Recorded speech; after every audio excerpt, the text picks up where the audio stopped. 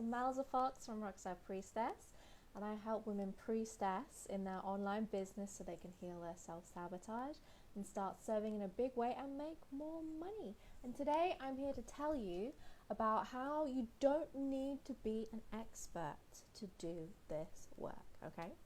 So, a wounding that so many women in particular have is, I'm not good enough, I don't know enough. And when we're doing our spiritual work, that often comes up as, oh, I'm not expert enough. I have to wait until I am, who are my experts? I have to wait until I'm Kathy Jones, or I have to wait until I'm Elaine Kalida Doughty, or I have to wait until I'm Eckhart Tolle, or Gabrielle Bernstein, or whoever it is, before I will be good enough to share anything. And because I'm not that good yet, I should just keep quiet and not mention anything to anybody, right? This is something so many people fall into, and I want you to know that this isn't a true issue, okay? If you're worried about it, you're not having a real issue about it, okay? So the people that shouldn't be teaching are usually the people that this never crosses their minds. They're usually the people that are like, oh, I took belly dance for 6 weeks. I definitely know how to teach it now. Yeah. And they haven't got to that level in their journey where they have that self-reflection part so they can look at themselves objectively, and they don't know what they don't know yet, okay? If you're having this question, you're not one of those people. And the fact that you know what you don't know, that's what's tripping you up, okay? So I want to remind you that your job is to help people, not to be perfect. And whenever your ego comes in and says, oh, I need to be an expert before I lead this women's circle, before I offer this healing thing that I have been trained in, before I share that class on Durga and Lakshmi, yeah? When we get in this trap, that's not actually a real thing. That is your ego messing with you. Your ego is telling you lies, my friend. I want to tell you a story about a really wonderful lady I once knew who really got bitten by this. So this lady, I'm going to call her Britta. We met a whole bunch of years ago when she came to one of my retreats, and she was in some classes and courses that I was part of way back then. And she had this powerful awakening. She used to work in London. She was working for the man, working corporate, just that's her life. And then she discovered spirituality. She discovered shamanism and nutrition and all these beautiful things. And she went on this powerful journey of self-discovery that healed so many things in her own body, illnesses, and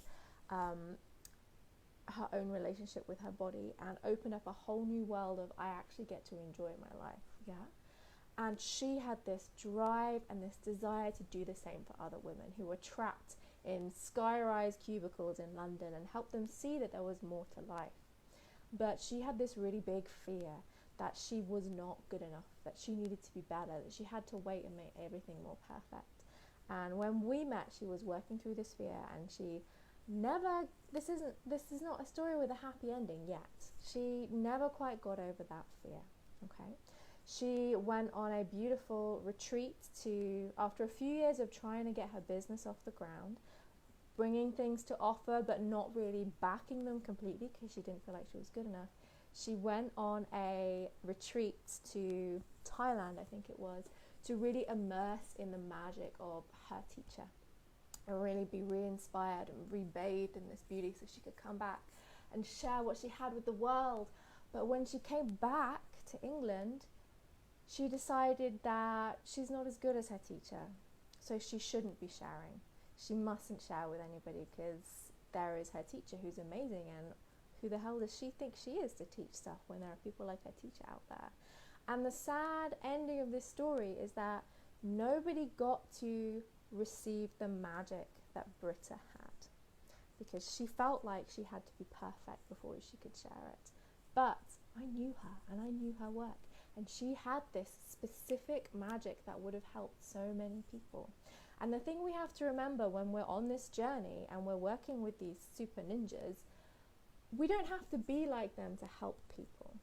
And sometimes it's very helpful to think of ourselves as a bridge And if Britta had thought of herself like this, it might have changed the way she approached her business, and she might have started really helping all those women stuck in cubicles and going for drinks after work and life feeling empty and endless. She might have really, really helped them. And this is the key bridge bit. You might not be as awesome as your favorite superstar spiritual teacher, yeah? You might not be there yet, okay? But what you have is still important, and your way of understanding it is gonna open up a lens for somebody on this journey. One way to think of it is your way of translating what you have learned and your experience with these teachings.